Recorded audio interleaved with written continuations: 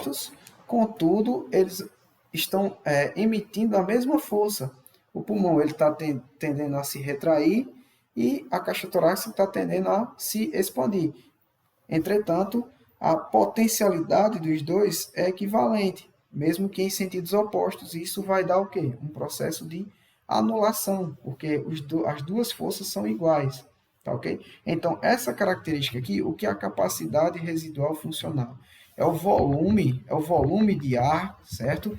No qual a força de recolhimento elástico do pulmão e a expansão da caixa torácica são iguais, certo? Então, a força que o pulmão está fazendo para se recolher e a força que a caixa torácica está fazendo para se expandir são iguais. Então, o volume que está presente aqui dentro desse sistema é o que a gente chama de capacidade residual funcional. Então, é o volume de ar que está presente dentro desse sistema quando a força de expansão da caixa torácica é equivalente, certo, à força de retração dos pulmões, certo? Se elas são equivalentes, elas vão se anular, tá ok? Elas vão se anular, beleza?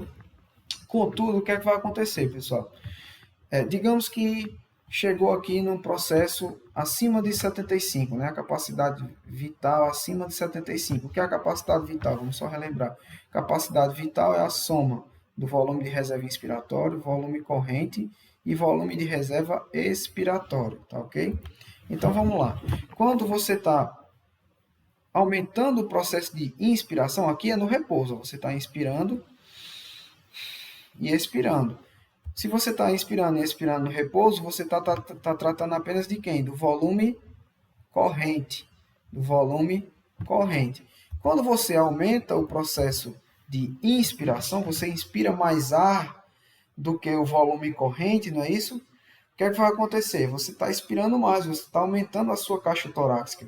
Contudo, o que é que vai tender quando você expira? Vamos fazer aqui comigo, ó. Faça você aí em casa, ó. Respiração normal. Agora, preste atenção. Eu vou forçar a minha inspiração. Assim que eu soltar o ar, o que vai acontecer rapidamente com a minha caixa torácica? Vai retornar para o repouso. Não é isso? Então, você pode entender aqui que, nesse momento aqui, ó, nesse momento, preste atenção. Sempre o pulmão ele vai tender a se retrair. Contudo, a força de retração do pulmão vai ser bem maior nessa situação. Ó. E aí foi o que eu falei para vocês. A caixa torácica ela vai ter característica diferente dependendo da concentração de volume. Quando a caixa torácica está com um volume muito alto, a pressão que a caixa torácica exerce é ao contrário. A pressão que a caixa torácica exerce é de retração. Para quê? Para que esse ar ele seja expelido, tá ok? Para que esse ar ele seja expelido. Beleza? Já o que é que está acontecendo aqui? Aqui está acontecendo o processo, né? Está acontecendo o processo que a gente chama de volume de reserva expiratório. Você está forçando, você está utilizando seu músculo abdominal para forçar a saída do ar, para forçar a expiração. Então, ó, você está forçando esse processo. Quando você está forçando esse processo, o que é que está acontecendo? Você está utilizando o seu músculo abdominal. Só que o que é que acontece? Assim que você solta o seu músculo abdominal, o seu tórax ele volta para o estado normal, né? Então, experimente fazer. Expire até o limite. Assopre até o limite.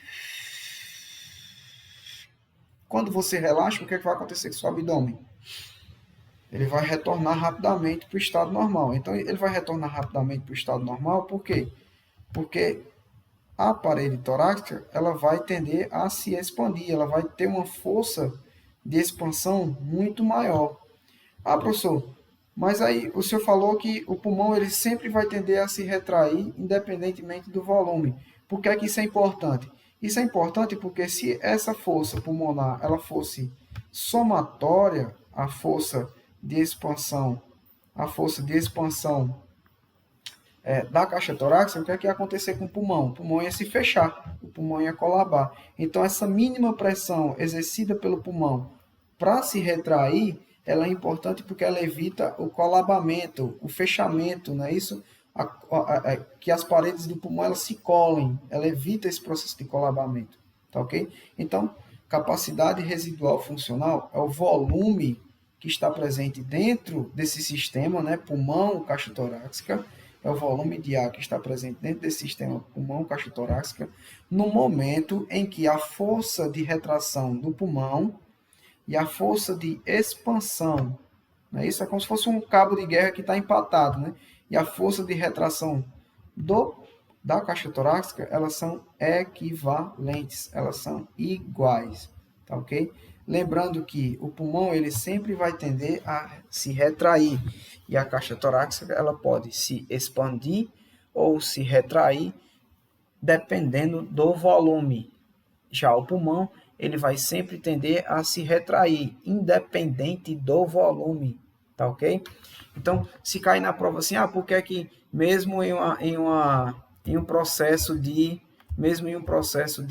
volume de reserva expiratório, não é isso? A pressão pulmonar é de retração, a força pulmonar é de retração, é de recolhimento. Isso acontece para evitar que todo o ar que esteja aqui dentro dos pulmões eles sejam eliminados. Porque se todo o ar que está dentro dos pulmões eles forem eliminados, facilmente as paredes, né, do pulmão elas iriam se tocar, consequentemente iria existir o processo de colabamento, tá ok? Quando a gente entende essa capacidade residual funcional, a gente pode entender como é que ela pode variar em determinadas doenças, né? Como é que ela pode variar dependendo de algum tipo de doença que esteja relacionada, de algum tipo de enfermidade que esteja relacionada com o sistema respiratório, tá ok? Então aqui eu trouxe uma imagenzinha para vocês aqui, ó, para a gente explicar três circunstâncias. A circunstância normal. Então, o que é que acontece na circunstância normal, né? O volume residual funcional, né? O volume residual, a capacidade residual funcional. A capacidade residual funcional, ela vai estar com a força de expansão da caixa torácica e a força de retração dos pulmões de maneira equivalente. No processo que a gente chama de efizema, a força, não é isso? A força de expansão da caixa torácica é maior do que a força de contração dos pulmões. Já nessa fibrose pulmonar, a força de contração dos pulmões, de retração dos pulmões, é maior do que a força de expansão da caixa torácica. Ambas nessas duas circunstâncias, nós vamos ter um desequilíbrio. E aí, para que o processo de equilíbrio ele ocorra, né, para que as forças elas se equilibrem, nós vamos ter algumas características primordiais, tá certo? Então, vamos lá. Primeiro, vamos explicar o processo de enfisema pulmonar, né? Então, a efisema pulmonar, ela ocorre, né, com o aumento da complacência do pulmão, com o aumento da elasticidade do pulmão. Então, o que é que está acontecendo aqui? O que é que acontece com a pessoa que ela tem efisema pulmonar? Não é isso? Uma pessoa que tem efisema pulmonar é porque ela teve a destruição das fibras elásticas do pulmão. São essas fibras elásticas que fazem com que o pulmão ele retorne, ele se retraia. Quando você expande ele no processo de inspiração, são essas fibras elásticas que fazem com que ele se retraia, tá ok? Então, quando você tem um pulmão que ele tem várias fibras elásticas destruídas, você tem um pulmão molenga, né? Você tem um pulmão molenga sem força de retorno. E aí vamos olhar o que é que vai acontecer aqui, ó. Vamos fazer um desenhozinho similar ao que a gente fez, no slide passado, né? Então, em azul nós temos os pulmões, ó. Em azul nós temos os pulmões.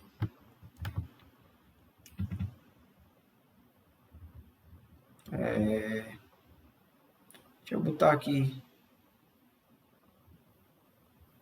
em preto, né, nós temos a caixa torácica, tá ok? Em preto nós temos a caixa torácica. O que é que vai acontecer aqui, pessoal? Em uma situação natural, né, uma situação natural, que nem eu falei para vocês no slide passado, em uma situação natural, a força de expansão, não é isso? A força de expansão da caixa torácica é equivalente, não é isso? À força de retração, né? A força de retração dos pulmões. Só que o que é que está acontecendo na efizema pulmonar? O que é que acontece na efizema pulmonar? Na efizema pulmonar, você tem a destruição das fibras elásticas. Então, se você tem a destruição das fibras elásticas, não é isso? O seu pulmão ele não consegue retornar de maneira correta, ele não consegue retrair de maneira correta. Então, você entende que essa força de retração aqui, ela diminuiu. Então, vamos desenhar aqui, ó. Você entende que essa força de retração do pulmão, o que foi que aconteceu? Ela diminuiu.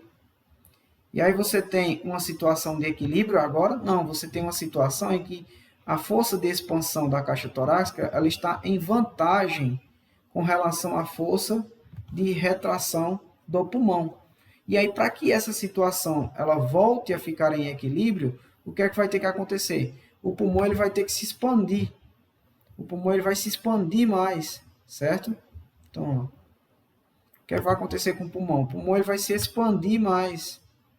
Vai ocorrer um processo de expansão, certo? Então, o pulmão vai atingir um volume maior, ele vai ter que atingir um volume maior, ele vai ter que se expandir mais, tá ok? Ó? Ele vai atingir, já que ele tem uma complacência maior, ele é mais elástico, né?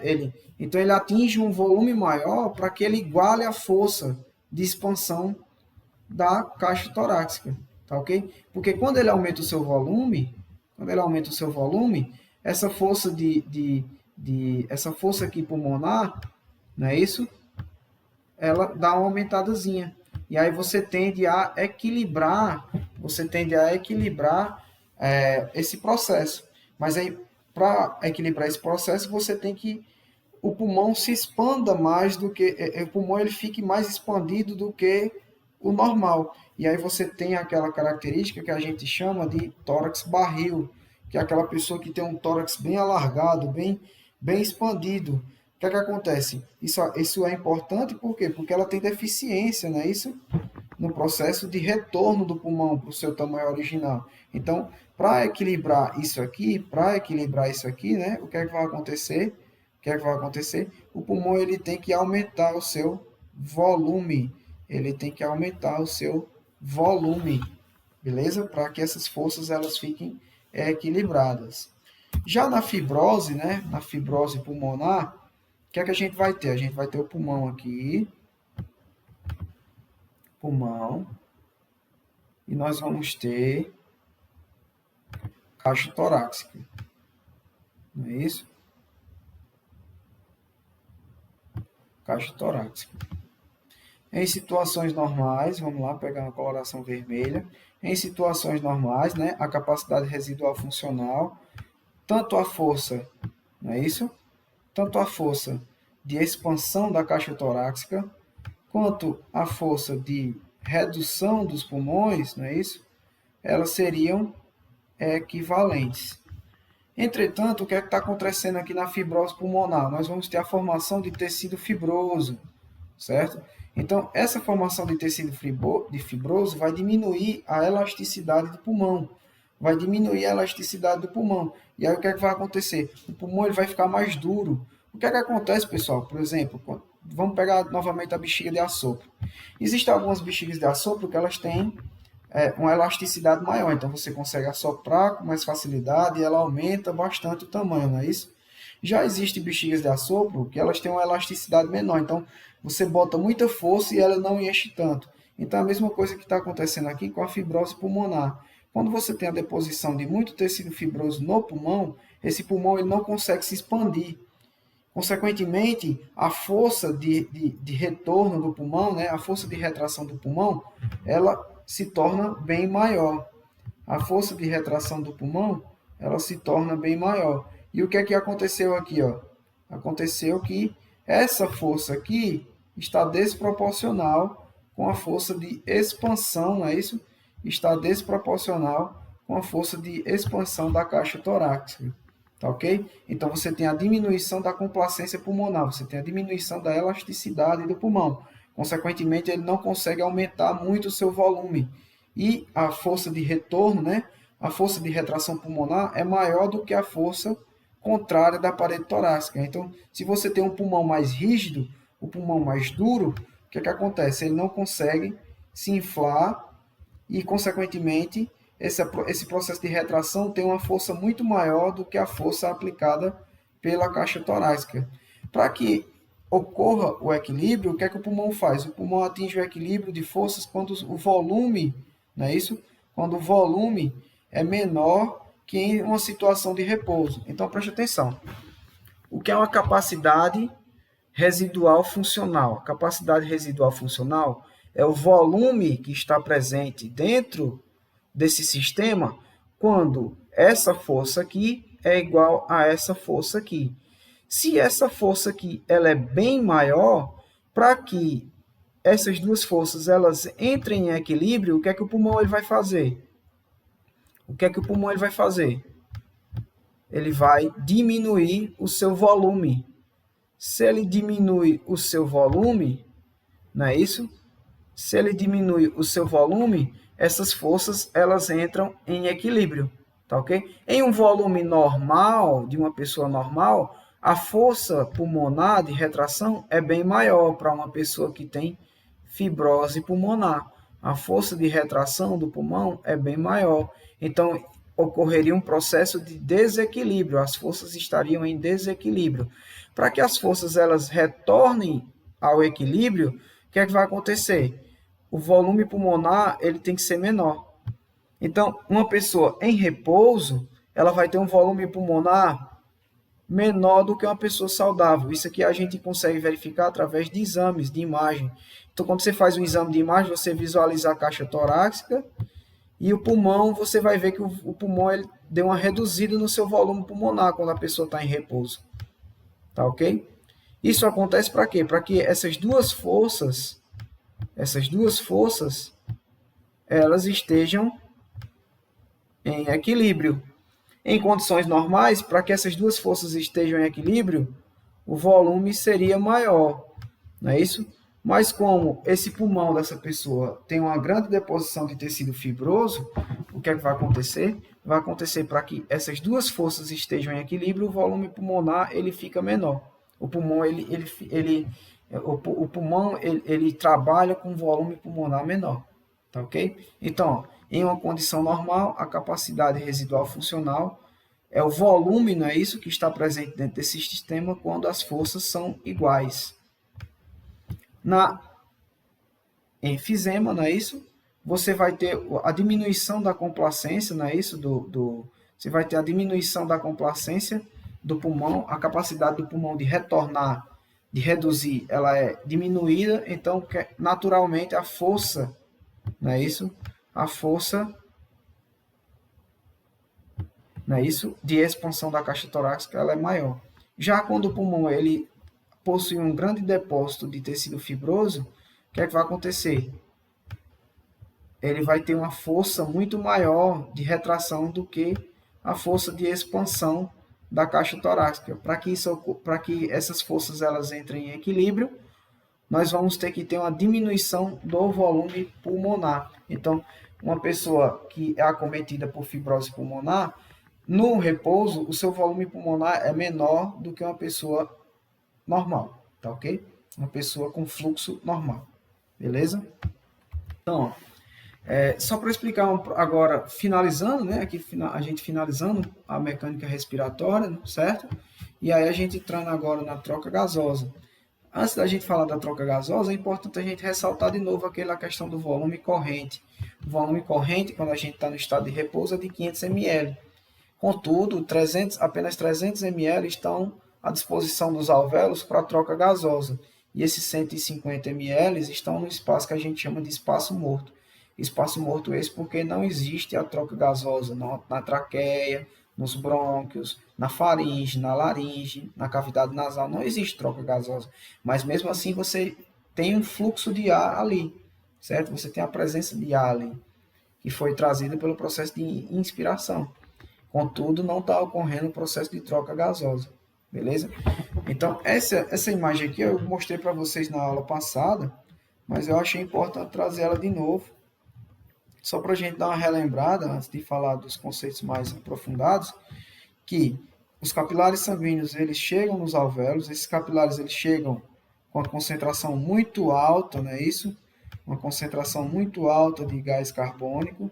E aí o que é que acontece com o gás carbônico? Por difusão, o gás carbônico ele vai passar de onde tem mais para onde tem menos. Em contrapartida, o oxigênio acabou de chegar aqui nos alvéolos. Então ele está mais concentrado aonde? Está mais concentrado nos alvéolos. Então ele vai passar de onde tem mais, não é isso? Para onde tem menos, tá ok?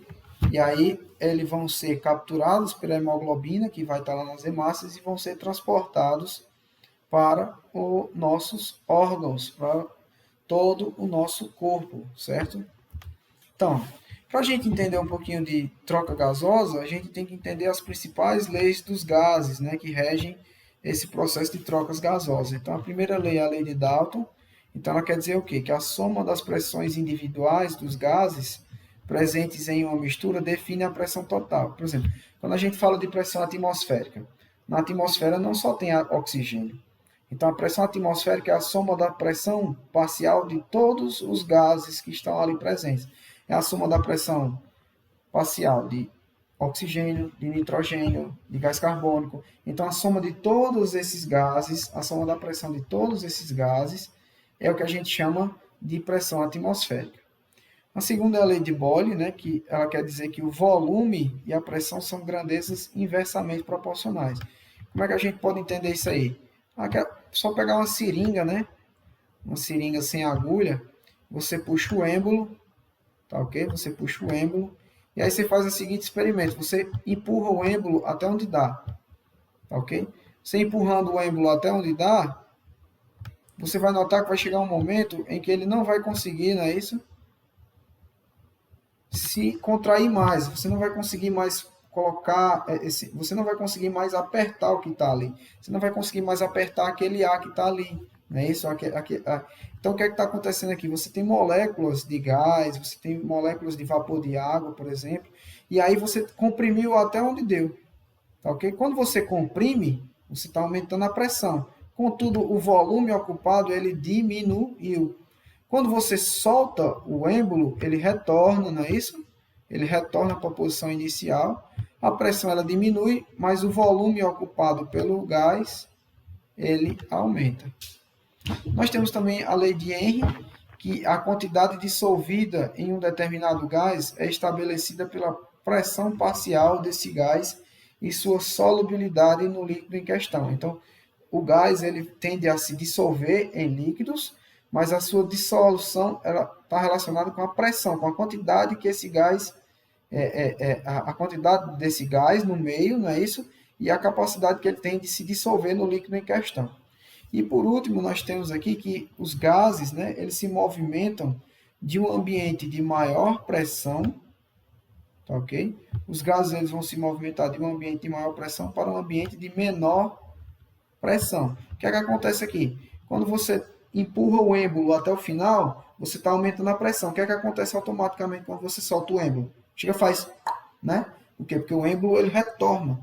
O êmbolo ele retorna. Então, isso quer dizer o quê? Que o gás que estava comprimido, ele se expandiu. Ele estava no lugar, ele estava numa posição, numa região da seringa com muita pressão. Quando essa pressão ela sumiu, não é isso? Ele se expandiu. Então, é através disso aqui que a gente entende mais ou menos como é que ocorre o movimento dos gases. Os gases eles vão se movimentar de onde tem mais, para onde tem menos. Então, onde tem uma maior pressão de gás, onde tem uma maior concentração de gás, eles vão se movimentar, tem menos, tá ok? E aqui nós temos uma visão geral, né, de como é que esse processo, né, de pressão parcial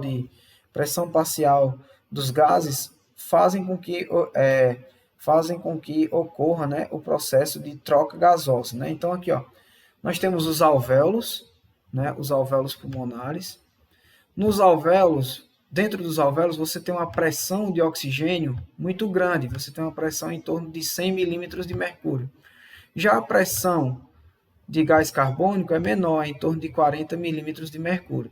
Então, o sangue está chegando do corpo, né, pela circulação venosa, né, está chegando de todas as partes do corpo, se ele é sangue venoso, ele tem uma concentração maior, né? Ele tem uma concentração maior de gás carbônico, não é isso? Então, aqui, ó, quanto é a concentração de gás carbônico? 46 milímetros de mercúrio. Foi o que eu falei para vocês, que os gases eles se movimentam do ambiente de maior pressão para o de menor pressão. Então, qual é a tendência do gás carbônico?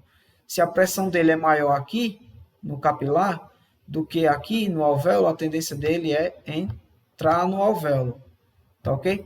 Já a pressão de oxigênio é 40 milímetros de mercúrio, certo? Quando esse capilar ele entra em contato com os alvéolos. Então, o que é que acontece? A pressão de oxigênio, a concentração de oxigênio, ela está maior onde? Está maior onde? Nos alvéolos. Então, o oxigênio ele vai tender a vir dos alvéolos para os capilares. Então, o que é que vai acontecer? Esse oxigênio ele vai ser captado pela hemoglobina e aí ele vai passar pelo processo de circulação, que é a circulação que a gente chama de circulação arterial. Por que a circulação é chamada de circulação arterial? Porque a concentração de oxigênio é maior do que a concentração de CO2. Ao contrário do que acontece aqui, né? Na circulação venosa, a concentração de CO2 é maior do que a concentração de oxigênio. O que é que vai acontecer aqui? Quando chega lá nos tecidos, quando a gente chega lá nos tecidos, através dos processos metabólicos, o oxigênio está sendo consumido.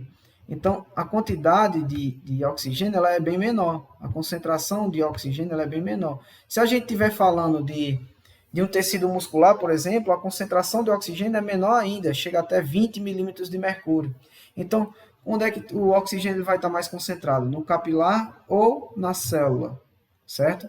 Nas células que eles vão atuar. Então, ele está mais concentrado no capilar. Então, o oxigênio ele tende a passar do capilar para ser repassado para as células e, consequentemente, ser utilizado dentro das células.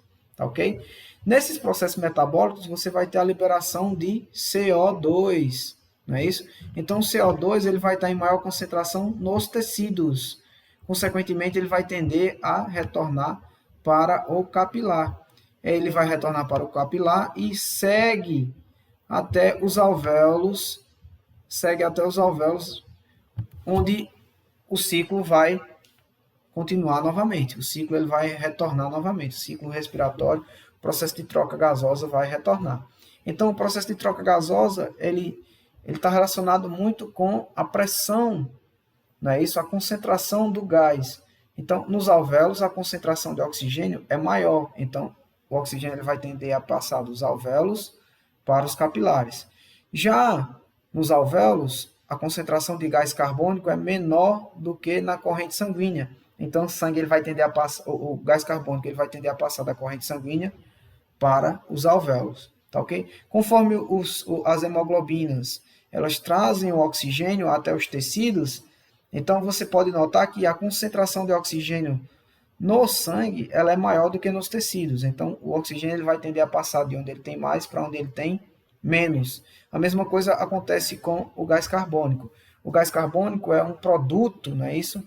É um resíduo de várias reações químicas que acontecem dentro da célula. Então, esse gás carbônico, pessoal, tá ok? Esse gás carbônico, ele está em maior concentração nas células do que nos capilares. Então, ele vai tender a passar da célula para os capilares e percorrer todo o sistema, né?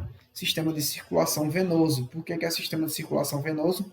Porque a concentração de gás carbônico é maior do que a pressão parcial de gás carbônico é maior do que a pressão parcial de gás oxigênio. Tá ok? Então, pessoal, a gente vai ficando por aqui, tá? A gente chega ao final do nosso estudo do sistema respiratório. Chega ao final do nosso estudo do sistema respiratório. E aí fica para a próxima aula, uma revisãozinha, tira dúvidas, né, desse material, juntamente com a resolução de um estudo dirigido. Beleza? Valeu, até mais.